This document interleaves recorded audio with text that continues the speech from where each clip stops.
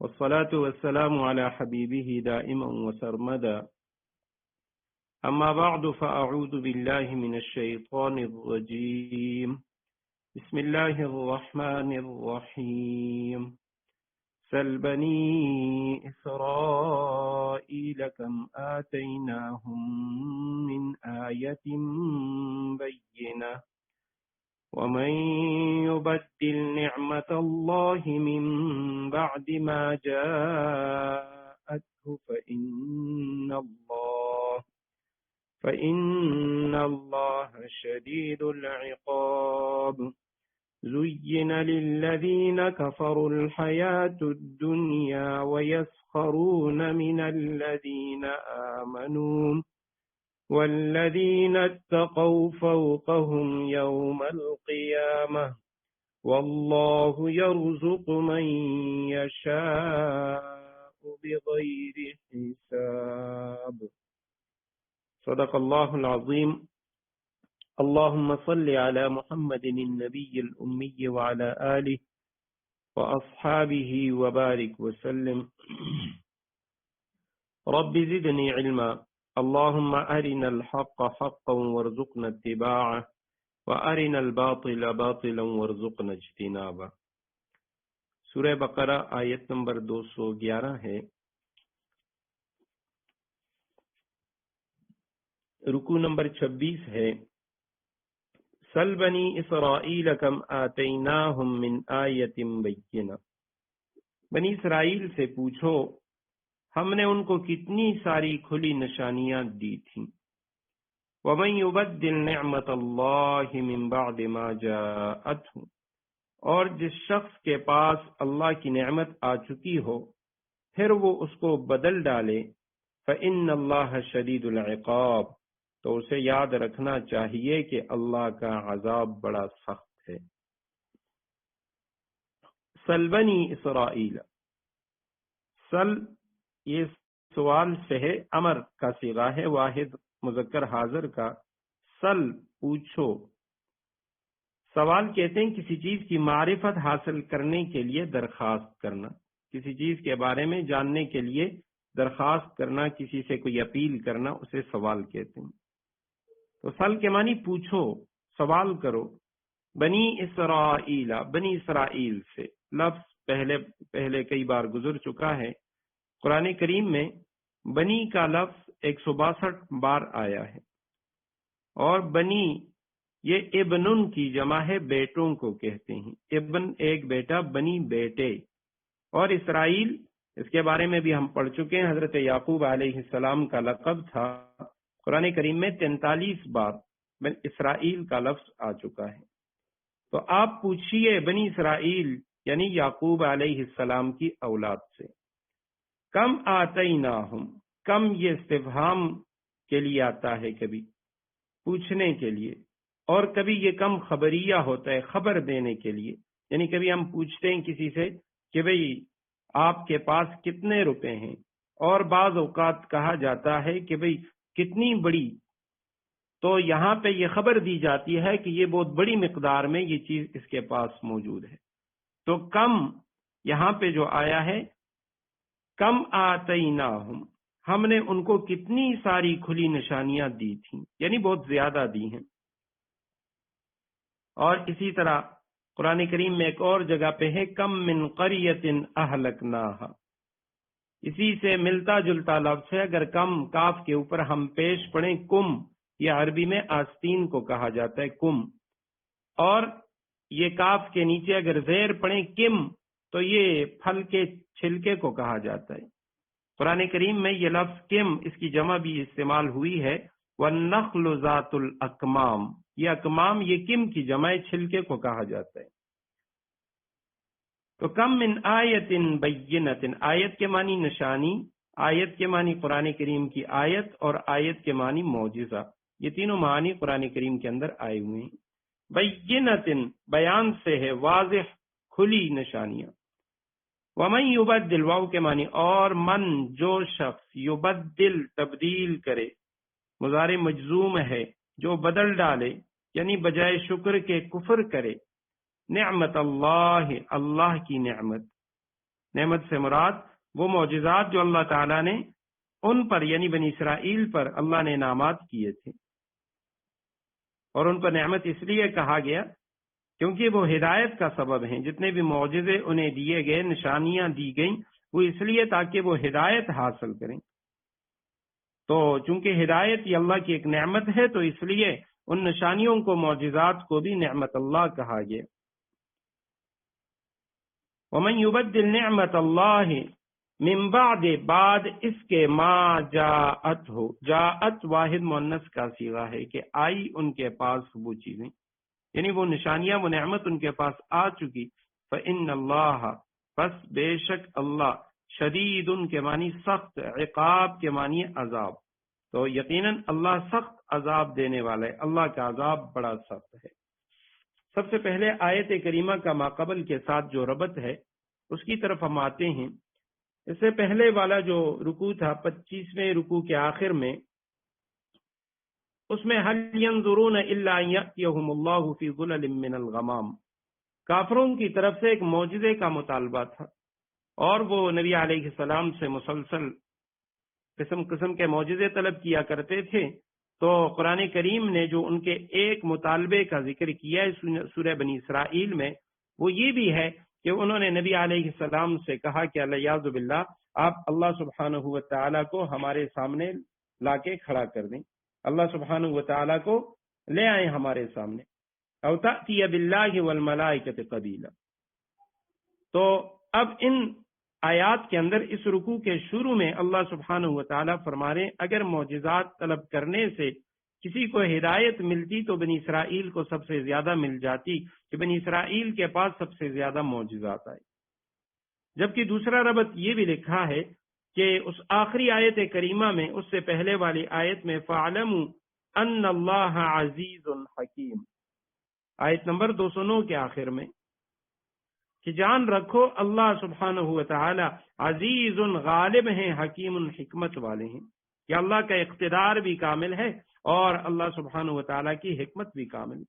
تو اقتدار اور غلبے کا ذکر تھا، تو اب ان آیتوں کے اندر اللہ سبحانہ و تعالی کے اس عذاب کی مثال ہے کہ وہ غالب ذات ہے، سزا دینے والا ہے، اب اس کی سزا کا ذکر ہے۔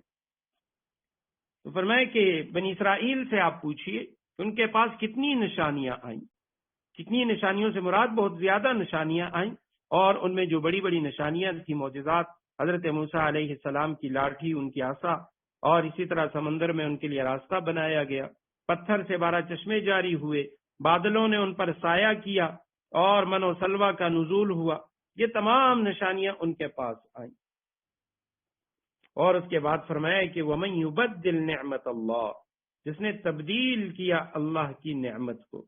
اللہ کی نعمت کی تبدیلی سے دو چیزیں مراد ہیں، یا تو یہ کہ اللہ سبحانہ و تعالیٰ نے ان کے پاس ایمان کی ہدایت کے لیے، ایمان کی رہنمائی کے لیے انبیاء بھیجے، نشانیاں بھیجی، لیکن انہوں نے اس میں رد و بدل کر لیا، ایمان کے بدلے میں کفر اور اعراض کا راستہ اپنایا۔ یا وَمَن يُبَدِّلْ نِعْمَةَ اللَّهِ، اس سے مراد اللہ سبحانہ و تعالیٰ کی طرف سے آئی ہوئی نشانیوں میں سے ایک نشانی وہ کتاب تھی، تورات، زبور اور انجیل کی شکل میں، اور ان ظالموں نے اللہ سبحانہ و تعالیٰ کی اس نشانی کے اندر تبدیلی پیدا کی۔ من بعد ما جاءته فإن اللہ شدید العقاب، یقیناً اللہ سبحانہ و تعالیٰ سخت عذاب دینے والے، اس کا عذاب وہ بڑا سخت ہے۔ زُيِّنَ لِلَّذِينَ كَفَرُوا الْحَيَاةُ الدُّنْيَا وَيَسْخَرُونَ مِنَ الَّذِينَ آمَنُوا وَالَّذِينَ اتَّقَوْا فَوْقَهُمْ يَوْمَ الْقِيَامَةِ وَاللَّهُ يَرْزُقُ مَن يَشَاءُ بِغَيْرِ حِسَاب۔ جن لوگوں نے کفر کیا ان کے لیے دنیاوی زندگی بڑی دلکش بنا دی گئی ہے، زُيِّنَ مزین کی گئی، دلکش بنا دی گئی، للذین کفروا ان لوگوں کے لیے جن لوگوں نے کفر اپنا لیا ہے، الحیات الدنیا دنیا کی زندگی، ویسخرون من الذین آمنوا اور وہ اہل ایمان کا مذاق اڑاتے ہیں، والذین اتقوا حالانکہ جنہوں نے تقوی اختیار کیا ہے، فوقہم یوم القیامہ وہ قیامت کے دن ان سے کہیں بلند ہوں گے، واللہ یرزق من یشاء بغیر حساب اور اللہ جس کو چاہتا ہے بے حساب رزق دیتا ہے۔ زین للذین زینا ماضی کا صیغہ ہے واحد مذکر غائب کا، تو اسی سے مجہول ہے زینا، تزئین سے ہے یہ لفظ، وہ سوارا گیا، وہ مزین کیا گیا، للذین ان لوگوں کے لیے، مزین کیا گیا ان لوگوں کے لیے، کفروا جنہوں نے کفر کیا، جمع مذکر غائب کا صیغہ ہے، انہوں نے انکار کیا۔ کفر کے اصل معنی کسی چیز کو چھپانا، چھپانے کے معنی میں یہ کفر کا لفظ استعمال ہوتا ہے، اسی وجہ سے رات کو بھی کافر کہا جاتا ہے، کیونکہ رات وہ چیزوں کو چھپا دیتی ہے، ڈھانپ لیتی ہے۔ اور کسان کو بھی کافر کہا گیا، کسان کو بھی کافر کہا گیا، قرآن کریم کے اندر موجود ہے، تو اس کو اس وجہ سے کافر کہا گیا کیونکہ کسان جو ہے وہ اپنی کھیت کے اندر بیج کو چھپا دیتا ہے، بیج کو مٹی کے نیچے دبا دیتا ہے، تو اس لیے کسان کو بھی عربی میں کافر کہتے ہیں۔ تو جن لوگوں نے انکار کیا، وَيَسْخَرُونَ الحیات الدنیا، دنیا کی زندگی، حیات زندگی، الدنیا دنوب سے ہے، دنوب کے معنی قریب، جو چیز قریب ہوتی ہے اس کو کہا جاتا ہے دنیا۔ وَيَسْخَرُونَ جمع مذکر غائب کا صیغہ ہے سخرن سے، وہ مذاق بناتے ہیں، وہ ٹھٹھا کرتے ہیں۔ قرآن کریم میں یہ لفظ کئی صیغوں کے ساتھ آیا ہوا ہے، ان تسخروا منا فإنا نسخر منکم، اگر تم ہمارے ساتھ، تم ہم سے تمسخر کرتے ہو تو ہم تم سے تمسخر کریں گے۔ من الذین آمنوا، آمنوا ایمان یہ بھی تین چیزوں کا مجموعہ ہے، دل سے تصدیق اور زبان سے اقرار اور اعضاء سے اس کے مطابق عمل کرنا، یہ ایمان ہے، کامل ایمان ان تین چیزوں کا مجموعہ ہوتا ہے۔ والذین اتقوا وہ لوگ، اتقوا جنہوں نے تقوی اختیار کیا، خدا خوفی اختیار کی، فوقہم وہ اوپر ہوں گے، فوق کے معنی اوپر، ان کے اوپر، یعنی ان سے بڑھ کر، ان سے زیادہ۔ یہ لفظ فوق مکان کے لحاظ سے، زمانے کے لحاظ سے، جسم یا عدد اور مرتبے کے متعلق یہ استعمال ہوتا ہے۔ مکان کے اندر اونچا، اس کے لیے بھی فوق کا لفظ آتا ہے، اور زمانے کے لحاظ سے اونچا، اس کے لیے بھی یہ لفظ آتا ہے، جسم کے لحاظ سے اوپر، اس کے لیے بھی آتا ہے، عدد اور مرتبے کے لحاظ سے بھی۔ پیچھے ہم پڑھ چکے ہیں کہ ان اللہ لا یستحی ان یضرب مثلا ما بعوضۃ فما فوقها، تو اب وہاں پہ بھی فوق کا لفظ آیا تھا۔ تو یہ لوگ ان کے اوپر ہوں گے مرتبے کے لحاظ سے یوم القیامت، قیامت کے دن۔ واللہ اور اللہ یرزق رزق دیتا ہے، من جسے یشا چاہے وہ اللہ، بغیر حساب بغیر حساب کے، یعنی بے حساب اللہ سبحانہ وتعالی رزق عطا کرتے ہیں۔ رزق کا جو لفظ ہے یہ دینی، دنیاوی، اخروی نعمتوں کے لیے بولا جاتا ہے، چاہے وہ بدنی نعمت ہو، یعنی بدن کی خوراک ہو، یا روح کی خوراک، ان سب کے لیے رزق کا لفظ یہ بولا جاتا ہے۔ تو زین للذین کفروا الحیات الدنیا، زینا للذین کفروا مطلب یہ ہے کہ دنیا کی زندگی اسے پرکشش اور مزین کر کے دکھائی گئی۔ اب دنیا کی زندگی جس طرح کافروں کی ہے اسی طرح مسلمانوں کی بھی ہے، سب کے لیے برابر ہے، سب کو ایک طرح کی نظر آتی ہے، لیکن اللہ سبحانہ و تعالیٰ فرماتے ہیں کہ چونکہ بنائی تو اللہ نے ہے، لیکن شیطان نے ان کے لیے ایسے مزین کر دیا، ایسے اس کی آرائش و زیبائش کر دی کہ ان کی نظروں میں دنیا کے علاوہ اور کوئی چیز ہے ہی نہیں، وہ دنیا کے حصول کے پیچھے لگے ہوئے ہیں اور انہوں نے اپنا مقصد دنیا ہی کو بنا دیا۔ وَيَسْخَرُونَ مِنَ الَّذِينَ آمَنُوا، اور یہ جو کافر ہیں جن کے لیے دنیا کو مزین کیا گیا، باوجود اس کے بعض اوقات اس طرح ہوتا ہے کہ ایک چیز حقیقتاً اس کی اتنی وقت نہیں ہوتی، لیکن اس شخص کی نظروں میں اسے ایسے مزین کر دیا جاتا ہے کہ وہ اس کو بڑی وقت کی نگاہ سے دیکھتا ہے۔ ایک آسان سی مثال عرض کر دوں، جس طرح عورتوں کے لیے بے حجاب ہونا یا مردوں کے لیے بے حجاب ہونا، بے حیائی کا لباس پہننا، کوئی بھی منصف مزاج شخص وہ کبھی بھی اسے یعنی معقول لباس نہیں کہے گا، وہ کبھی اس کو اچھا لباس نہیں سمجھے گا کہ وہ برہنہ بدن ہو اس میں۔ لیکن آج فیشن کے نام پہ شیطان نے مستورات کے لیے اس چیز کو مزین کر دیا، اب اس کو فیشن کے نام پہ وہ یعنی اسے بڑا نام دیتی ہیں اور وہ باقاعدہ اپنے آپ کو اسی لباس کے ساتھ آراستہ و پیراستہ کرتی ہیں۔ تو اب یہ کیا ہے تزیین، کہ باوجود اس کے وہ بری چیز ہے، لیکن شیطان نے ان کے ذہنوں کے اندر اس بات کو ڈال دیا کہ اس کے ذریعے آپ بڑے فیشنیبل لگتے ہیں۔ تو فرمائے کافروں کے لیے دنیا کی زندگی وہ مزین کر دی گئی، پرکشش بنا دی گئی۔ وَيَسْخَرُونَ مِنَ الَّذِينَ آمَنُوا، اور وہ غریب صحابہ جو ہیں وہ ایمان والوں کا تمسخر اڑاتے ہیں، مذاق کرتے ہیں۔ مراد اس سے غریب صحابہ ہیں۔ یہ جو مالدار کافر تھے یا منافق تھے مدینہ منورہ کے اندر، وہ ان غریب صحابہ کرام کا مذاق اڑایا کرتے تھے اور ان کے متعلق طرح طرح کی باتیں کیا کرتے تھے کہ یہ محمد صلی اللہ علیہ وسلم کہتے ہیں کہ ان غریب غربا کو لے کر وہ پورے مدینہ کے اندر اپنی خلافت قائم کریں گے اور پوری دنیا پہ خلافت قائم کریں گے، اور انہی لوگوں کو اپنے ساتھ ملا کر وہ بنو قریظہ، بنو نذیر اور اس طرح جو بڑے قبائل ہیں یہودیوں کے، ان قبائلوں پر حملہ کریں گے۔ والذین اتقوا فوقهم یوم القیامہ، فرمائے وہ لوگ کہ جو، حالانکہ جو لوگ متقی ہیں، جنہوں نے تقوی اختیار کیا ہے، فوقهم یوم القیامہ، وہ قیامت کے دن ان سے کہیں بلند ہوں گے۔ وہ غریب کیوں نہ ہو لیکن وہ اللہ سبحانہ و تعالیٰ کے قریب ہیں، اور قرآن کریم میں سورہ حجرات میں اللہ سبحانہ و تعالیٰ نے وہاں بھی اس کو واضح فرما دیا، ان اکرمکم عند اللہ اتقاکم، تم میں سب سے زیادہ جو اللہ کے قریب ہے، نہ کسی قوم والا، نہ کسی نسب والا، نہ کسی خاندان والا، نہ پیسے والا، بس جو سب سے زیادہ متقی ہے وہ سب سے زیادہ اللہ سبحانہ و تعالیٰ کے قریب ہے۔ تو یہ جو غریب ہیں جن کا تم مذاق اڑاتے ہو، کل قیامت کے دن یہ تم سے اوپر ہوں گے، ان کا مقام و مرتبہ اس تک تم نہیں پہنچ سکتے۔ واللہ یرزق من یشاء بغیر حساب، اللہ جسے چاہتا ہے بے حساب رزق عطا کرتا ہے۔ آیت کریمہ کے دو مفہوم ہیں اس آیت کریمہ کے ٹکڑے کا۔ ایک تو یہ ہے کہ اللہ کو اختیار ہے جسے چاہے بے حساب رزق دے دے، یعنی کافروں کو جن کو اللہ سبحانہ و تعالیٰ نے مالدار بنائے ہوئے، ان کے پاس پیسہ ہے، تو یہ اللہ سبحانہ و تعالیٰ کا اختیار ہے، وہ جسے چاہتا ہے اس مال کو دے دیتا ہے۔ اور دوسرا مطلب یہ ہے کہ اللہ سبحانہ و تعالیٰ تسلی دے رہے ہیں مسلمانوں کو کہ آپ یہ نہ سمجھیں کہ کافر آپ کا مذاق اڑا رہے ہیں اور آپ مفلس ہیں، آپ غریب ہیں۔ اللہ جسے چاہتا ہے وہ بے حساب رزق عطا کرتا ہے، یعنی ان قریب اللہ سبحانہ و تعالیٰ تمہیں بھی بے حساب رزق عطا کرے گا۔ اب بے حساب کا کیا مطلب ہے؟ تو حضرات مفسرین کرام نے کئی مطالب اس کے لکھے ہیں۔ مفردات القرآن میں امام راغب اصفہانی رحمہ اللہ نے 8 اس کی وجہیں لکھی ہیں، 8 وجوہات لکھی ہیں، اور فرماتے ہیں کہ سب سے پہلی جو وجہ ہے، یعنی پہلا جو اس کی توجیہ ہے، ترجمہ ہے، وہ یہ ہے کہ اللہ سبحانہ و تعالیٰ بغیر حساب کے ان کو رزق دے گا، یعنی بغیر تعب و مشقت، بغیر تھکاوٹ کے، بغیر مشقت کے اللہ انہیں روزی دے گا۔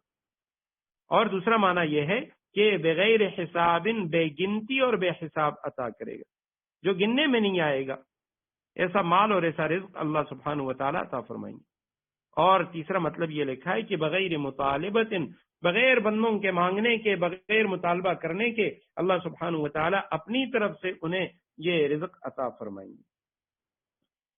اور بعض نے یہ بھی لکھا ہے کہ بغیر حساب، اس کے معنی یہ ہے کہ یعطیہ ولا یأخذہ من، اللہ انہیں عطا کرے گا لیکن ان سے واپس نہیں لے گا، اللہ سبحانہ و تعالیٰ پھر ان کو مفلس نہیں بنائے گا۔ تو فرمایا کہ اللہ سبحانہ و تعالیٰ آپ کو بھی ایسا رزق عطا کرے گا۔ اور پھر صحابہ کرام کو اللہ سبحانہ و تعالیٰ نے وہ ایسا رزق عطا کیا، دنیاوی لحاظ سے بھی، اخروی لحاظ سے بھی، کہ جو بڑی بڑی طاقتیں تھیں روم کی اور فارس کی، وہ صحابہ کرام کے قبضے میں آ گئیں۔ اللہ سبحانہ و تعالیٰ نے وہاں بھی صحابہ کرام کو فتح عطا کر دی۔ کان الناس امۃ واحدۃ فبعث اللہ النبیین مبشرین ومنذرین وانزل معهم الکتاب بالحق لیحکم بین الناس فیما اختلفوا فیہ۔ کان الناس امۃ واحدہ، شروع میں سارے انسان ایک ہی دین کے پیرو تھے۔ فبعث اللہ النبیین، پھر جب ان میں اختلاف ہوا تو اللہ نے نبی بھیجے، مبشرین جو حق والوں کو خوشخبری سناتے، ومنذرین اور باطل والوں کو ڈراتے تھے، وانزل معهم الکتاب اور ان کے ساتھ حق پر مشتمل کتاب بھی نازل کی، معهم الکتاب بالحق، ان کے ساتھ حق پر مشتمل کتاب نازل کی، لیحکم بین الناس، تاکہ وہ لوگوں کے درمیان فیصلہ کرے، فی مختلفوا فی، ان باتوں میں جن میں ان کا اختلاف تھا۔ ومختلف فیہ، اور افسوس کی بات یہ ہے کہ کسی اور نے اختلاف نہیں کیا، الا الذین اوتوہ، خود انہوں نے جن کو وہ کتاب دی گئی تھی، من بعد ما جاءتہم البینات، روشن دلائل آ جانے کے بعد بھی، بغیم بینہم، صرف باہمی ضد کی وجہ سے انہوں نے اس کتاب میں اختلافات پیدا کیے اور اس کتاب میں اختلاف نکال دیے۔ فہدی اللہ الذین آمنوا، پھر جو لوگ ایمان لائے اللہ نے انہیں ہدایت عطا کی، لما اختلفوا فیہ من الحق بإذن، ان باتوں کی اپنے حکم سے، حق کی ان باتوں میں اللہ سبحانہ وتعالی نے انہیں راہ راست تک پہنچایا، لما اختلفوا فیہ، جن میں انہوں نے اختلاف کیا تھا۔ واللہ یہدی من یشاء، اور اللہ جسے چاہتا ہے راہ راست تک پہنچا دیتا ہے، الی صراط مستقیم، سیدھی راہ پر راہ راست تک پہنچا دیتا ہے۔ کان الناس، تھے لوگ، الناس یہ لوگوں کو کہا جاتا ہے، اناسن تھا اس کا اصل، شروع میں حمزہ تھا، حمزہ کو حذف کر کے اس کی جگہ پہ الف لام لگا دیا، الناس ہو گیا۔ تھے لوگ، تھے انسان، امتن، اور انسان کو انسان اس لیے کہا جاتا ہے، اس کے بعد والی آیت میں اس کے مقابل میں جنہ کا لفظ آ رہا ہے کہ ایک انس ہے اور ایک جن ہے۔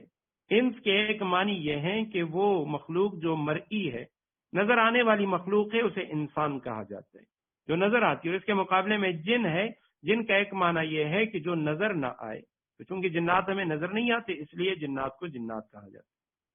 کان الناس امتا واحدہ، تھے لوگ انسان سارے کے سارے ایک ہی دین پر۔ امتن، یہ لفظ قرآن کریم میں 64 بار آیا ہوا ہے۔ امتن واحدہ، واحدہ کے معنی ایک، ایک امت، ایک جماعت تھے، یعنی علی دین واحد، کہ یہ سب ایک دین پر تھے۔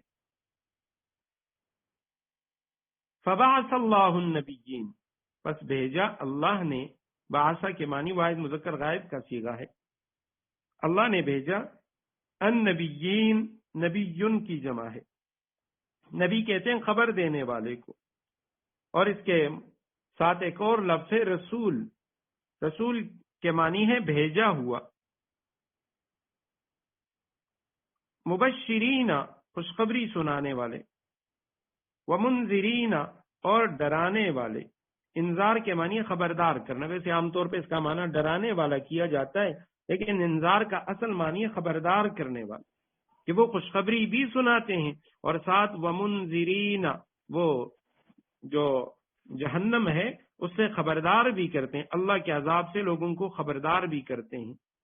وَأَنزَلَ، اور نازل کیا، معہم، ان نبیوں کے ساتھ، الکتابہ، کتاب، اللہ نے کتاب نازل کی، بالحق، حق کے ساتھ، یعنی حق پر مشتمل کتاب، لیحکم، تاکہ وہ فیصلہ کرے، بینا، درمیان، الناس، لوگوں کے درمیان فیصلہ کرے، فیما، ان چیزوں میں، اختلفوا، ان مسائل میں، اختلفوا، جن میں اختلاف کیا انہوں نے، فیہ، اس میں، جس میں لوگوں نے اختلاف کیا ان چیزوں میں، وہ نبی ان لوگوں کے درمیان فیصلہ کرے۔ وما اختلف، اور اختلاف نہیں کیا انہوں نے، فیہ، ان چیزوں میں، ان مسائل میں، اس کتاب میں، اس دین میں، الا الذین، سوائے ان لوگوں کے، اوتوہ، جن کو وہ کتاب دی گئی تھی، یعنی باقی کسی لوگوں نے نہیں، جن لوگوں کو کتاب دی تھی انہی لوگوں نے اس میں اختلاف کیا، من بعد، بعد اس کے، ما جاءتہم، کے آئی ان کے پاس، البینات، نشانیاں، کھلی نشانیاں، بغیم بینہم، بغین کے معنی ہے باہمی ضد اور حسد کی وجہ سے، اور یعنی بغاوت کہتے ہیں کسی چیز کی طلب میں درمیان جو میانہ روی ہے اس کی حد سے تجاوز کرنا، یہ بغاوت ہے، چاہے وہ اچھی چیز میں ہے یا بری چیز میں ہے۔ فہد اللہ، پس اللہ نے ہدایت دی، رہنمائی کی، الذین، ان لوگوں کی، آمنو، جو ایمان والے تھے، لما اختلفوا فیہ، جن چیزوں میں ان لوگوں نے اختلاف کیا تھا، جن کو کتاب دی گئی تھی انہوں نے اختلاف کیا تھا، اس چیز میں اللہ سبحانہ وتعالی نے مسلمانوں کی رہنمائی کی، من الحق، حق کے ساتھ، بِإِذْنِهِ، اپنے حکم سے، اذن سے مراد فضل ہے، توفیق ہے، لطف ہے، کہ اللہ سبحانہ وتعالی نے اپنے فضل سے مسلمانوں کی اس اختلاف والی بات میں رہنمائی کی۔ واللہ، اور اللہ، یہدی، ہدایت دیتا ہے، رہنمائی کرتا ہے، من یشاء، جس کی چاہے، الی صراط مستقیم، سیدھی راہ کی طرف اللہ جسے چاہتا ہے راہ راست تک پہنچا دیتا ہے۔ کان الناس امۃ واحدۃ، آیت کریمہ کا یہ جو پہلا ٹکڑا ہے کہ شروع میں لوگ ایک ہی امت تھے، ایک ہی دین کے پیرو تھے۔ پہلے بھی کئی بار میں عرض کر چکا ہوں کہ حضرت آدم علیہ السلام سے لے کر جناب محمد الرسول اللہ صلی اللہ علیہ وسلم تک تمام انبیاء کرام کا دین ایک ہی دین تھا، سب کا دین دین اسلام تھا۔ فروعات کے اندر اختلاف ضرور تھا، کچھ فروعی مسائل کے اندر، لیکن دین جو تھا، عقائد جو تھے، وہ سب حضرات انبیاء کرام کے وہ ایک ہی تھے، اس کی بنیاد ایک ہی تھی۔ تو کان الناس امۃ واحدۃ، اب اس میں یہاں پہ مراد کیا ہے؟ تو صحابہ کرام رضوان اللہ علیہ مجمعین میں سے وہ صحابہ جو مفسرین قرآن ہیں، جنہوں نے قرآن کریم کی تفسیر فرمائی ہے، تو سب سے پہلی بات تو یہ ہے، وہ فرماتے ہیں کہ یہاں پہ کان الناس امۃ واحدۃ کے بعد فاختلفوا کا لفظ محذوف ہے، کہ سارے لوگ ایک ہی امت تھے، ایک ہی دین کے پیرو تھے، اور پھر انہوں نے اختلاف کیا، پھر ان میں اختلاف پیدا ہوا۔ اور اس بات کے اوپر دلیل جو ہے وہ سورہ یونس کی آیت نمبر 19 ہے، وہاں پہ یہ لفظ جو ہے وہ موجود ہے، اختلافوں کا لفظ وہاں پہ موجود ہے۔ فرمایا شروع میں سارے کے سارے لوگ وہ ایک دین پر تھے۔ تو اس سے حضرت ابن عباس رضی اللہ تعالی عنہما کا قول ہے کہ حضرت آدم علیہ السلام سے حضرت ادریس علیہ السلام تک یہ 10 قرون یعنی 1000 سال تک کا جو عرصہ ہے، اس میں لوگ توحید پر تھے، جس کی دعوت حضرات انبیاء کرام علیہ السلام ان کو دیتے تھے، اور وہ اسی پر قائم تھے۔ ادریس علیہ السلام کے بعد جب نوح علیہ السلام کا زمانہ آیا، تو اس کے بعد پھر لوگوں کے اندر بت پرستی شروع ہوئی۔ تو شروع میں سارے کے سارے لوگ وہ توحید پر تھے، کان الناس امۃ واحدہ سے وہ مراد ہے۔ بعض حضرات صحابہ کرام میں سے حضرت ابی ابن کعب اور حضرت ابن زید رضی اللہ تعالیٰ عنہ، انہوں نے فرمایا کہ اس سے مراد عالم ازل کا واقعہ ہے، یعنی عالم ارواح میں سارے کے سارے لوگ کان الناس امۃ واحدہ، سب ایک ہی دین پر تھے۔ اور جب اللہ سبحانہ و تعالیٰ نے ان سے وعدہ لیا تو سب نے جواب دیا کہ اے ہمارے پروردگار، بلا انت ربنا، تو ہی ہمارا رب ہے۔ اور بعد میں یہ بھی لکھا ہے کہ حضرت نوح علیہ السلام کے دور کے بعد جب ان کے دور میں طوفان جب آیا اور طوفان سے جو لوگ بچ گئے، تو وہ جو چند افراد تھے وہ ایک ہی دین پر تھے، تو وہ لوگ مراد ہیں۔ پہلا جو قول ہے وہ یعنی زیادہ راجح قول ہے کہ اس سے مراد حضرت آدم علیہ السلام سے لے کر ادریس علیہ السلام تک کا زمانہ ہے، جس میں کوئی بھی مشرک نہ تھا، شرک کرنے والا نہ تھا، سب اللہ سبحانہ و تعالیٰ کی توحید کے قائل تھے۔ اس کے بعد پھر اختلاف ہوا، فبعث اللہ النبیین مبشرین ومنذرین، پھر اللہ سبحانہ و تعالیٰ نے نبیوں کو بھیجا۔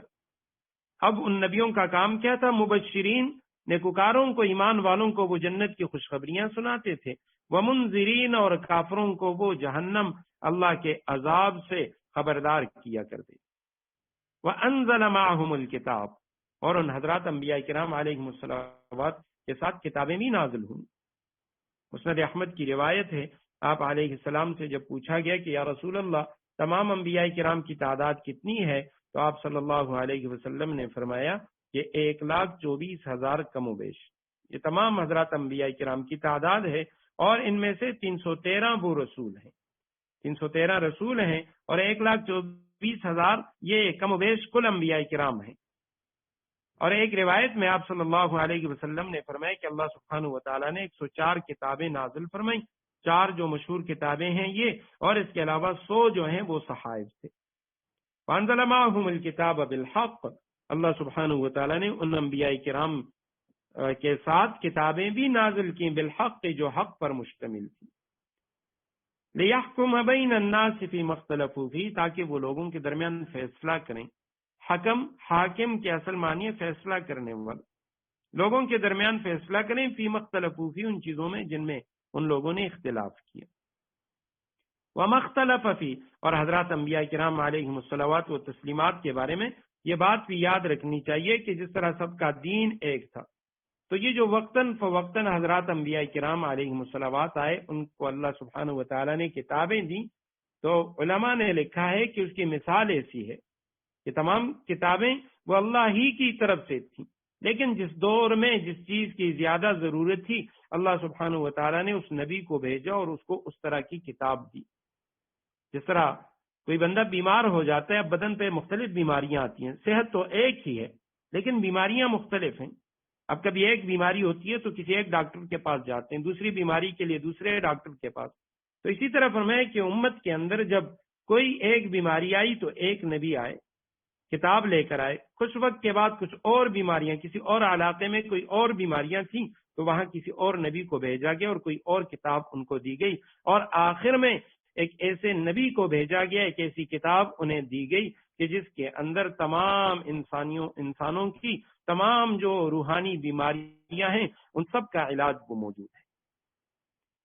وَمَا اخْتَلَفَ فِيهِ إِلَّا الَّذِينَ، اور اختلاف نہیں کیا ان کتابوں کے اندر إِلَّا الَّذِينَ أُوتُوهُ. افسوس کی بات یہ ہے کہ کسی اور نے ان میں اختلاف نہیں کیا، بلکہ اوتوہ، جن لوگوں کو وہ کتاب دی گئی تھی انہوں نے اختلاف کیا من بعد ما جاءتهم البینات، جب ان کے پاس واضح نشانیاں بھی آ گئیں، کھلی نشانیاں بھی آ گئیں. پھر کیوں اختلاف کیا؟ فرمایا بغیم بینہم، صرف باہمی ضد کی وجہ سے. نبی علیہ الصلوۃ والسلام کا جو انکار کیا مدینہ والوں نے، خصوصاً یہودیوں نے، تو اس میں ضد اور عناد کے علاوہ اور کوئی سبب نہیں تھا.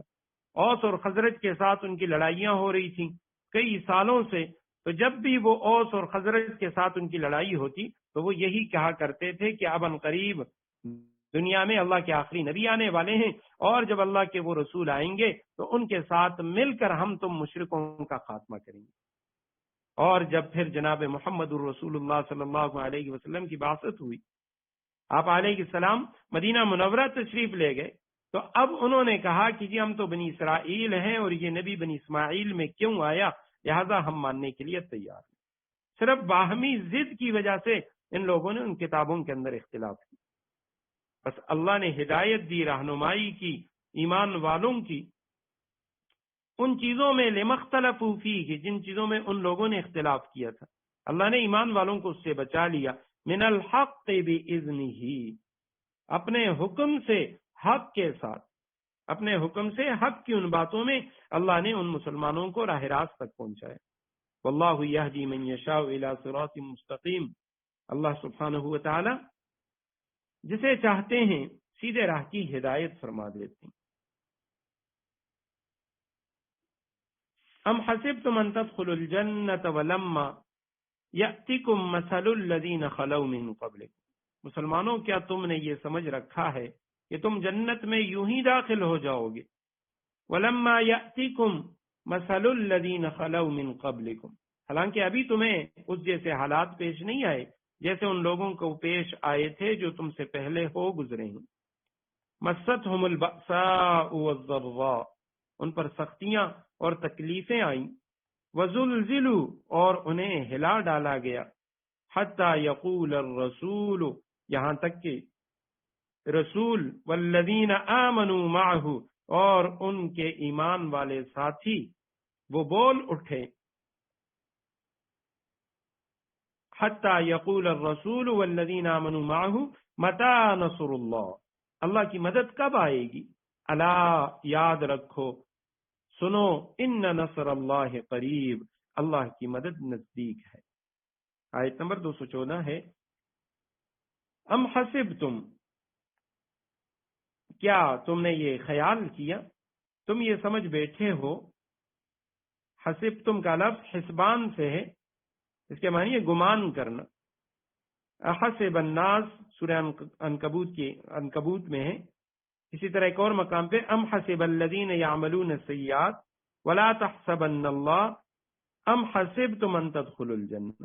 تو یہاں یہ لفظ ہے کہ کیا تم نے یہ خیال کیا ہے، تم یہ سمجھے ہو، تمہارا یہ گمان ہے، ان تدخلوا الجنہ، تدخلون ہے اصل میں لفظ، جمع مذکر حاضر کا صیغہ ہے لیکن اس کے اوپر ان جو ناصبہ ہے وہ آ گیا، جس کی وجہ سے آخر سے نون اعرابی گر گیا. ان تدخلوا الجنہ، کہ تم یوں ہی جنت میں داخل ہو جاؤ گے. الجنہ اس کا مادہ جیم نون نون ہے، اور ابھی میں بتا چکا ہوں کہ انسان کے مقابلے میں جن کو جن اس لیے کہا جاتا ہے کہ یہ جیم نون نون کا جو مادہ ہے اس کے اصل معنی ہے چھپانا، چھپ جانا، نظر نہ آنا، غیر مرئی چیز کو کہا جاتے. اسی لیے جن کو بھی جن کہا جاتے کیونکہ وہ نظر نہیں آتے. اور اسی سے جنین ہے، ماں کے پیٹ میں جو بچہ ہوتا ہے اسے جنین کہا جاتا ہے جو نظر نہیں آتا. اور اسی سے جنت ہے، وہ باغات، ان باغات کو کہا جاتا ہے جنت کہ جن باغات کے جو درخت ہیں وہ اس کی زمین کو چھپا لے. اب وہ سرسبز و شادابی اس میں اتنی زیادہ ہو جائے اس کی زمین چھپ جائے تو ایسے باغ کو جنت کہا جاتا ہے. اور جو اصل جنت ہے آخرت میں جو اللہ سبحانہ و تعالیٰ نے ایمان والوں کے لیے تیار کر رکھی ہے، اس کو بھی جنت اس لیے کہا جاتا ہے کہ وہ آج ہماری نظروں سے اوجھل ہے، ہمیں نظر نہیں آ رہی. تو کیا تم نے یہ سمجھ رکھا ہے کہ جنت میں یوں ہی داخل ہو جاؤ گے؟ وَلَمَّا يَأْتِكُمْ، ابھی تک نہیں، یأتکم آئی تمہارے پاس، مثل الذین، ان لوگوں کی مثال، ان لوگوں کی طرح حالات، خلو جو گزر گئے. خلو کے معنی خالی چیز، گزرے ہوئے زمانے کو بھی کہا جاتا ہے. خلو من قبلکم، جو تم سے پہلے ہو گزرے ہیں، ان لوگوں جیسے حالات تمہیں پیش نہیں آئے. مستہم، انہیں چھوا، مسا کے معنی چھونا، ان کو چھوا. البأساء، سختی نے، فقر تنگی نے. یہ لفظ سن سے مشتق ہے اور یہ لڑائی اور فقر کے معنی میں اکثر استعمال ہوتے ہیں. فقر و فاقہ نے انہیں چھوا. والضراء، اور جسمانی تکلیف، تنگی، مرض، بیماریاں، مصیبت، یہ ان پہ آئیں. وزلزلوا، یہ مجہول کا صیغہ ہے، زلزلتن سے، زلزال سے. وہ ہلا ڈالے گئے، ان کو جھنجھوڑا گیا. 6 بار قرآن کریم کے اندر یہ لفظ آیا ہوا ہے. زلزلتن کا لفظ بھی آیا ہوا ہے اور زلزلو کا لفظ بھی ہے، زلزالن کا لفظ بھی ہے. بلکہ قرآن کریم کی ایک سورت نمبر 99 ہے، اس کا نام ہی سورہ زلزال ہے. تو ان کو جھنجھوڑا گیا، ہلا ڈالا گیا، یہاں تک کہ کہا الرسول، رسول نے، والذین آمنوا، اور ان لوگوں نے جو ایمان لائے تھے، معہ، ان کے ساتھ، ان کے جو ساتھی تھے ایمان والے، انہوں نے کہا متا، کب، نصر اللہ. یہ سوال کے لیے، کسی کام کے وقت دریافت کرنے کے لیے یہ لفظ آتا ہے متا، کب. نصر اللہ، اللہ کی مدد. نصر کا جو لفظ ہے 143 بار قرآن کریم میں آیا ہوا ہے. الا، سن لو، خبردار ہو جاؤ، جان لو، ان نصر اللہ قریب، یقیناً اللہ کی مدد وہ قریب ہے. سب سے پہلی بات تو یہ ہے کہ آیت کریمہ کا جو شان نزول ہے کہ ام حسبتم ان تدخلوا الجنة ولما یأتکم مثل الذین خلوا من قبلکم. صحابہ کرام، کچھ صحابہ کرام نبی علیہ السلام کے پاس آئے ہجرت مدینہ کے بعد، تو انہوں نے آپ صلی اللہ علیہ وسلم سے جو تکالیف انہیں ملی تھی ان تکالیف اور اذیتوں کی شکایت کی.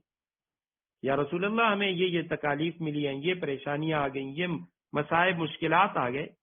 تو مسلمانوں کی تسلی کے لیے اللہ سبحانہ و تعالیٰ نے قرآن کریم کی آیت کریمہ نازل فرمائی کہ تم پہ تو ابھی تک وہ حالات نہیں آئے جس طرح پہلے لوگوں پہ حالات آئے تھے.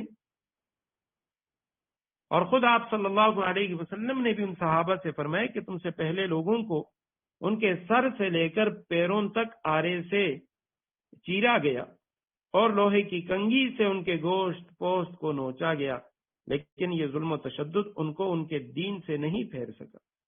پھر فرمایا آپ صلی اللہ علیہ وسلم نے، اللہ کی قسم، اللہ تعالیٰ اس معاملے کو مکمل فرمائے گا، یعنی اسلام کو غالب فرمائے گا، یہاں تک کہ ایک سوار وہ صنعاء سے حضرموت تک تنہا سفر کرے گا اور اسے اللہ کے سوا کسی کا ڈر نہ ہوگا. صحیح بخاری شریف کی روایت ہے.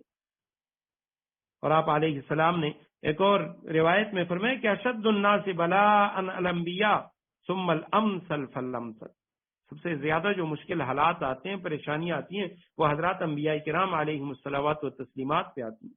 اس کے بعد درجہ بدرجہ جو نیک لوگ ہیں ان کے امتحانات زیادہ ہوتے ہیں، ان کے مصائب، مشکلات زیادہ ہوتی ہیں. اب یہاں پہ 2 لفظ ہیں، البأساء والضراء. دونوں کے معنی تنگی، فقر، بیماری، مصیبت، لیکن دونوں میں تھوڑا سا فرق ہے. یہ جو بأساء کا لفظ ہے اس میں اس کے معنی یہ ہے کہ راحت اور آسائش کا نہ ہونا، یعنی مالی تنگی کا ہونا، تو یہ بأساء ہے. اور ذرہ کے معنی ہے درد اور اذیت کا پہنچنا، چاہے بیماری آ گئی، کسی نے کوئی تکلیف دے دی تو اس کے معنی ہے ذرہ۔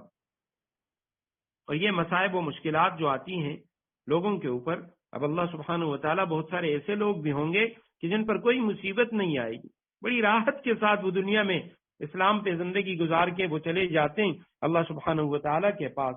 تو یہاں پہ یہ جو مصائب و مشکلات کا تذکرہ کیا گیا، حضرت مفتی محمد شفیع صاحب رحمہ اللہ وہ فرماتے ہیں کہ جن لوگوں پر جتنے زیادہ مصائب اور مشکلات آئیں گے دنیا میں دین کی خاطر، جتنی زیادہ مصائب و مشکلات ان پر آئیں گی ان کے درجات اتنے زیادہ بلند ہوں گے۔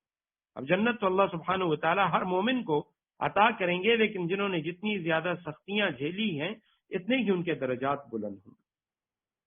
تو ان لوگوں پہ جب حالات آئے، مستہم البأساء والضراء وزلزلوا، اور یہاں تک کہ ان کو جھنجھوڑا گیا، حتی یقول الرسول والذین آمنوا، یہاں تک کہ رسول نے بھی کہا اور ایمان والے جو ان کے ساتھی تھے انہوں نے بھی کہا، متی نصر اللہ، اللہ کی مدد کب آئے گی؟ تو آیت کریمہ میں بظاہر یوں لگ رہا ہے کہ اللہ کے رسول وہ اللہ کی مدد سے نا امید ہو گئے، مایوس ہو گئے، اور تب انہوں نے کہا کہ اللہ کی مدد کب آئے گی، اور ایمان والوں نے بھی یہ کہا۔ تو حضرت شیخ الہند رحمہ اللہ، مولانا محمود الحسن دیوبندی رحمہ اللہ وہ فرماتے ہیں کہ یہاں پہ یہ جو یقول الرسول والذین آمنوا معہ متی نصر اللہ، اس کے اندر یہ حضرات انبیاء کرام کا جو نصرت میں جلدی کرنا ہے یہ ایک طبعی امر ہے، غیر اختیاری طور پہ حضرات انبیاء کرام نے یہ بات کی ہے۔ جبکہ تفسیر کبیر میں امام راضی رحمہ اللہ انہوں نے اس کی بڑی اچھی توجیہ لکھی ہے، وہ فرماتے ہیں کہ یہاں آیت کریمہ میں دو طبقوں کا ذکر ہے، ایک تو یقول الرسول یعنی حضرات انبیاء کرام ہیں، اور دوسرے والذین آمنو ہیں، ایمان والے، اور پھر اسی سے آگے دو جملوں کا ذکر ہے، ایک ہے متی نصر اللہ اور دوسرا جملہ ہے الا ان نصر اللہ قریب۔ جب ان لوگوں پہ اس طرح کے حالات آئے اور انہوں نے اپنے انبیاء کرام علیہ الصلوات سے اس کی شکایت کی، تو تب اس موقع پہ وہ جو انبیاء کی امتیں تھیں وہ کہنے لگیں متی نصر اللہ، اپنے اپنے نبیوں کے پاس آئے اور انہوں نے کہا کہ اللہ کی مدد کب آئے گی؟ تو یقول الرسول، نبی نے کہا ان نصر اللہ قریب، یقیناً اللہ کی مدد قریب ہے۔ پہلی صورت میں تو الا ان نصر اللہ قریب یہ اللہ سبحانہ و تعالیٰ کا جملہ ہوگا کہ اللہ سبحانہ و تعالیٰ فرما رہے ہیں کہ سن لو اللہ کی مدد قریب ہے، اور دوسری جو توجیہ ہے اس میں یہ ہے کہ اس کا تعلق الا ان نصر اللہ قریب کا تعلق یقول الرسول سے ہے، ایمان والوں نے کہا متی نصر اللہ، تو یقول الرسول انبیاء کرام علیہ الصلوات انہوں نے کہا الا ان نصر اللہ قریب، یاد رکھو اللہ کی مدد نزدیک ہے۔ یسألونک ماذا ينفقون قل ما انفقتم من خیر فللوالدین والاقربین، لوگ آپ سے پوچھتے ہیں کہ وہ اللہ کی خوشنودی کے لیے کیا خرچ کریں، آپ کہہ دیجئے قل ما انفقتم من خیر، جو مال بھی تم خرچ کرو فللوالدین وہ والدین کے لیے، والاقربین قریبی رشتہ داروں کے لیے، والیتامی یتیموں، والمساکین مسکینوں، وابن السبیل اور مسافروں کے لیے ہونا چاہیے۔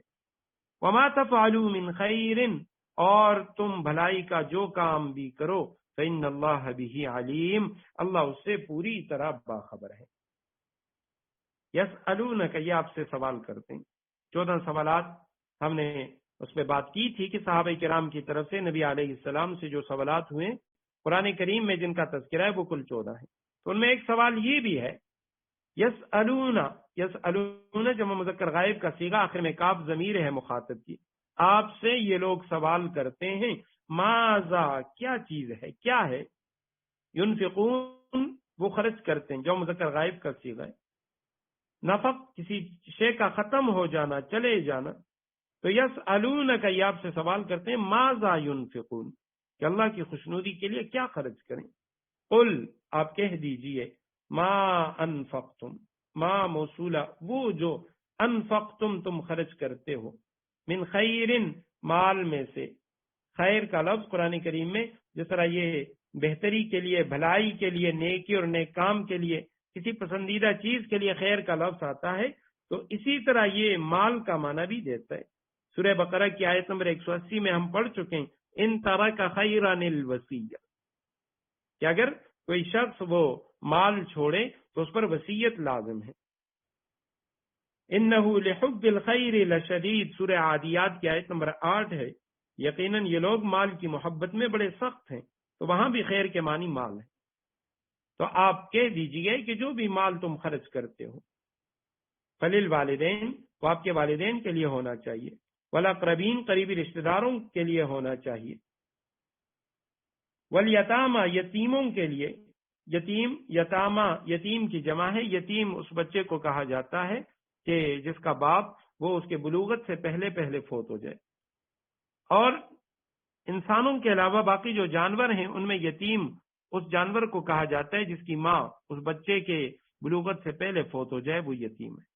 اور موتیوں کے اندر جو سب سے قیمتی موتی ہوتا ہے اسے یتیم کہا جاتا ہے، اسی لیے نبی علیہ الصلوۃ والسلام کے لیے یہ لفظ استعمال ہوتا ہے کہ در یتیم، یعنی یتیم تو تھے لیکن در یتیم تھے، سب سے زیادہ قیمتی موتی۔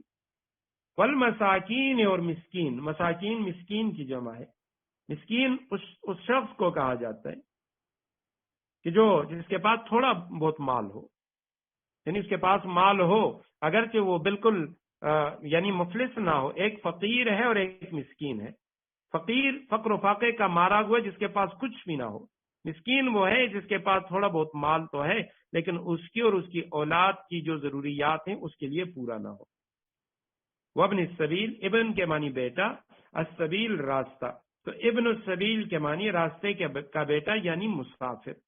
وما تفعلوا من خیر، اور تم جو بھی بلائی کے کام کرو گے فإن اللہ بہ علیم، اللہ سبحانہ و تعالی اس سے پوری طرح باخبر ہے۔ اب یہ سوال کرنے والے جو ہیں یہ کون صاحب تھے؟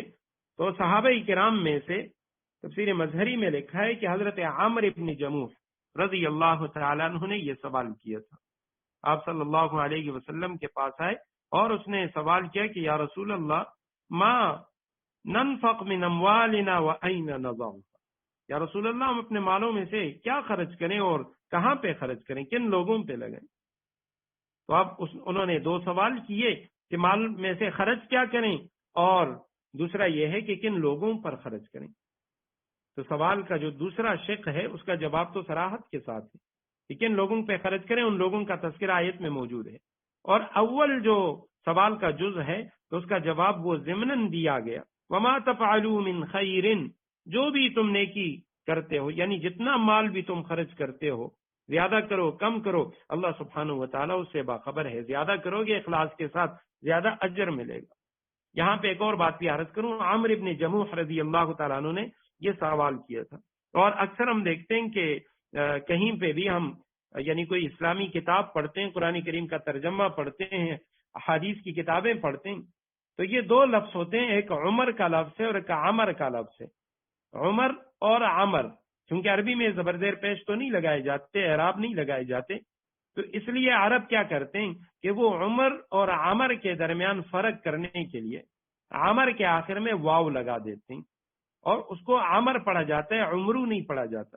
بہت سارے پڑھے لکھے لوگ دوست ان کو سنا گیا، فضائل اعمال کی تعلیم کرتے ہیں یا کوئی اور کتاب پڑھتے ہیں تو ان میں صحابی کا ذکر آتا ہے حضرت عامر ابن عاص، تو وہ پڑھتے ہیں عمرو بن عاص، حالانکہ یہ جو آخر میں واو ہے یہ اس کے لیے ہے، یہ فرق بتانے کے لیے کہ یہ لفظ عمر نہیں ہے، یہ لفظ عامر ہے۔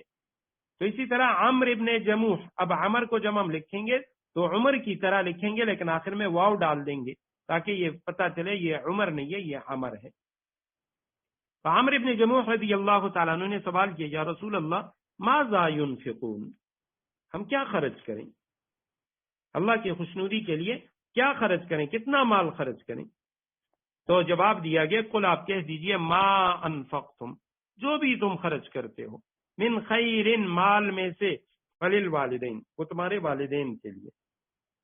یہ ضروری مسئلہ بھی یاد رکھنا چاہیے کہ یہاں جو آیت کریمہ کے اندر یہ جو مصارف کا تذکرہ ہے تو یہ زکوٰۃ کا نہیں ہے، کیونکہ قرآن کریم میں کئی مقامات پہ پیچھے لیس البر ان تولوا، اس آیت کریمہ کے اندر ہم پڑھ چکے ہیں کہ اس کے اندر زکوٰۃ کا ذکر الگ ہے اور زکوٰۃ کے علاوہ انفاق کا، مال کے خرچ کرنے کا ذکر الگ ہے۔ یتیموں کا بھی حق ہے، مسکینوں کا بھی حق ہے، اور مسافر کا بھی حق ہے، اللہ کے راستے میں بھی خرچ کرنا ہے۔ تو یہ زکوٰۃ، عشر اور اسی طرح نظر جو ہے، منت جو ہے یا فدیہ ہے، تو ان چیزوں کو کہا جاتا ہے صدقات واجبہ۔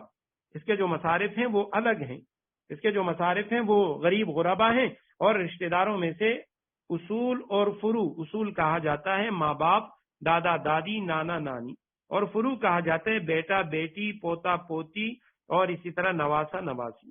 ان لوگوں کے علاوہ دے سکتے ہیں، ان لوگوں کو نہیں دے سکتے، صدقات واجبہ، لازمہ، زکوٰۃ، عشر وغیرہ۔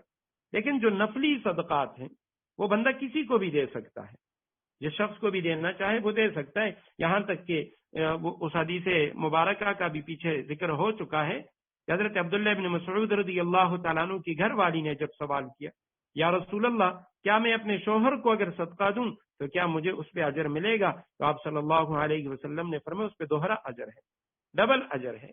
تو اس آیت کریمہ میں بھی اسی صدقات نافلہ کا ذکر ہے، کیونکہ اگر والدین غریب ہیں تو وہ اولاد کے اوپر ان کا نان نفقہ وہ لازم ہے کہ وہ والدین کا خیال رکھیں گے، ان کا جو نان نفقہ ہے وہ ادا کریں گے۔ اسی طرح اگر کوئی بیٹا وہ بالغ ہونے کے باوجود، شادی شدہ ہونے کے باوجود اگر وہ غریب ہے اور اس کا باپ مالدار ہے تو باپ پہ لازم ہے کہ وہ جو بیٹا ہے اس کی مدد کرے گا۔ واجب صدقات، زکوٰۃ وغیرہ نہیں دے سکتا، نفلی صدقات دے سکتا ہے، لیکن اس کے علاوہ اس کی مدد کرنا وہ لازم ہے۔ تو فرمایا کہ تم جو بھی خرچ کرو فلیل والدین، سب سے زیادہ جو ثواب ہے تمہیں صدقے کا وہ والدین پر ہے، قریبی رشتہ دار سب سے پہلے، والاقربین، اور اس کے بعد دوسرے نمبر پر تمہارے قریبی رشتہ دار ہیں۔ قریبی رشتہ دار اگر والدین پہ بھی صدقہ کر رہے ہو تو اس کے بعد اگر تم اور بھی صدقہ کرنا چاہتے ہو، نفلی صدقہ کرنا چاہتے ہو تو قریبی رشتہ داروں کو دو۔ اس کے بعد تیسرے نمبر پہ والیتاما، یتیموں کو دو، وہ یتیم کہ جو صاحب نصاب بھی ہیں، مالدار ہیں خود، لیکن اس کے باوجود اگر تم انہیں گفٹ دیتے ہو، صدقہ دیتے ہو، اس پہ بھی تمہیں اجر ہے۔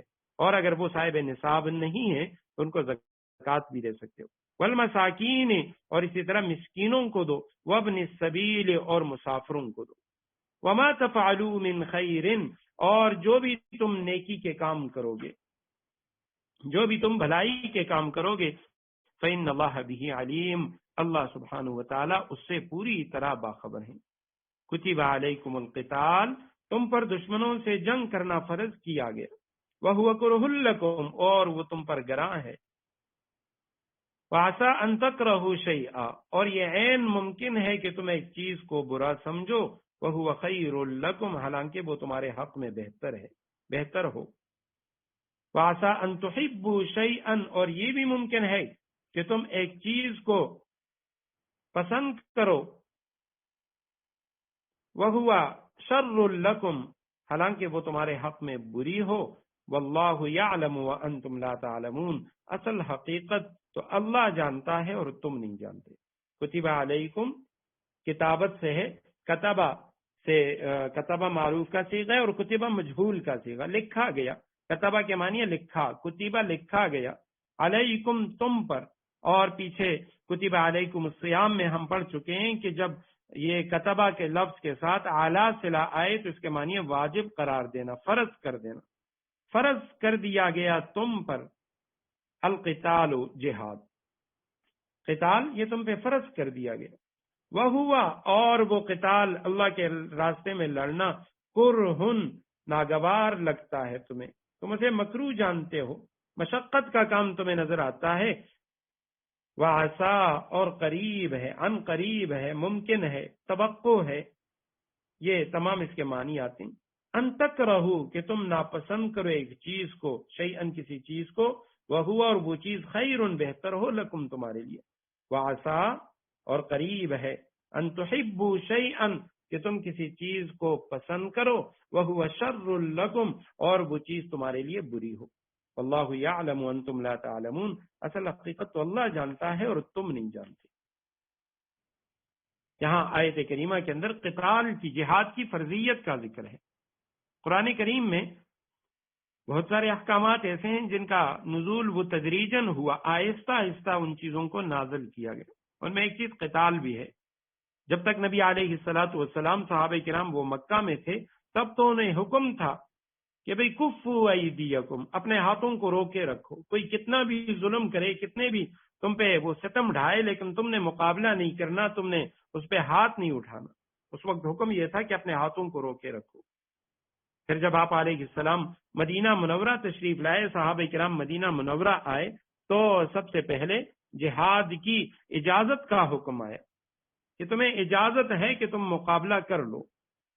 سورہ حج کی آیت ہے اذن للذین یقاتلون بانہم ظلموا وان اللہ علی نصرہم لقدیر۔ اور اس کے بعد پھر سورہ بقرہ کی یہ آیت کریمہ اور ایک آیت کریمہ پیچھے گزر گئی جو صلح حدیبیہ کے ضمن میں آئی تھی، جس کا وہاں پہ تذکرہ تھا۔ تو یہ آیات نازل ہوئی اور اس آیت کریمہ کے اندر قتال کی، جہاد کی فرضیت کا ذکر ہے کہ تم پر قتال وہ فرض کر دیا گیا، وَهُوَ كُرْهٌ لَكُمْ، حالانکہ تم اسے ناپسند کرتے۔ تو اب یہاں پہ بھی آیت کریمہ کے اندر پہلی بات تو یہ ہے کہ قتال کی فرضیت، علماء نے لکھا ہے کہ جہاد و قتال جو نبی علیہ السلام نے کی اس کی دو صورتیں، ایک اقدامی جہاد ہے اور ایک دفاعی جہاد ہے۔ دفاعی بھی کیا ہے آپ صلی اللہ علیہ وسلم نے اور اقدامی بھی کیا ہے۔ اب اقدامی جہاد جو ہے وہ فرض عین تو نہیں ہے، لیکن جو دفاعی جہاد ہے وہ بعض صورتوں میں فرض عین ہے اور بعض صورتوں میں وہ بھی فرض عین نہیں ہے۔ تو اب کتب علیکم القتال یہ مطلق نہیں ہے کہ ہر وقت تم پہ جہاد فرض ہے، خاص خاص مواقع ہیں کہ کسی علاقے پہ خدا نخواستہ کافروں نے حملہ کیا، ان علاقے والوں پر جہاد فرض ہو جاتا ہے۔ اگر ان میں مقابلے کی سکت نہ ہو تو ان کے ارد گرد جو لوگ ہیں ان پر بھی جہاد فرض ہے، اور اگر پوری امت مسلمہ پہ ایسا وقت آ جائے، سارے کفار ان کے مقابلے میں آ جائیں، تو تب پوری امت کے اوپر قتال فرض ہوگا۔ وَهُوَ كُرْهٌ لَكُمْ، اور تم اسے ناپسند کرتے ہو، آسان تکرہوا شیئا، قریب ہے کہ تم کسی چیز کو ناپسند کرو، وَهُوَ خَيْرٌ لَكُمْ، اور تمہارے حق میں بہتر۔ آیت کریمہ سے یہ نقطہ بھی نکلتا ہے جو اسلام پہ اعتراض کیا جاتا ہے کہ اسلام یہ تلوار کے زور پہ پھیلا ہے، اور صحابہ کرام علیہ باللہ وہ اس طرح جنگجو تھے اور وہ یعنی قافلوں کو لوٹا کرتے تھے اور لوگوں پر حملے کیا کرتے تھے۔ تو یہاں پہ اللہ سبحانہ و تعالیٰ فرماتے ہیں میں نے تم پہ قتال فرض کیا، حالانکہ تم اسے ناپسند کرتے ہو، تم لڑنا نہیں چاہتے، حالانکہ اس کے اندر تمہارے لیے خیر ہے، اور عین ممکن ہے کہ کسی چیز کو تم پسند کرو اور اس کے اندر تمہارے لیے شر ہو، بہتری نہ ہو۔ واللہ یعلم وانتم لا تعلمون، حقیقت حال وہ اللہ سبحانہ و تعالیٰ جانتا ہے، تم نہیں جانتے۔ کتب علیکم القتال، تم پر دشمنوں سے جنگ کرنا فرض کیا گیا، وہو کرہ لکم، اور وہ تم پر گناہ ہے۔ فعسا ان تکرہوا شیئا وہو خیر لکم، یہ عین ممکن ہے تم ایک چیز کو برا سمجھو حالانکہ وہ تمہارے حق میں بہتر ہو۔ وعسا ان تحبوا شیئا وہو شر لکم، یہ بھی ممکن ہے کہ تم ایک چیز کو پسند کرو حالانکہ وہ تمہارے حق میں بری ہو۔ واللہ یعلم وانتم لا تعلمون، اصل حقیقت تو اللہ جانتا ہے اور تم نہیں جانتے۔ آخر دعوانا ان الحمد للہ رب العالمین۔ اللہ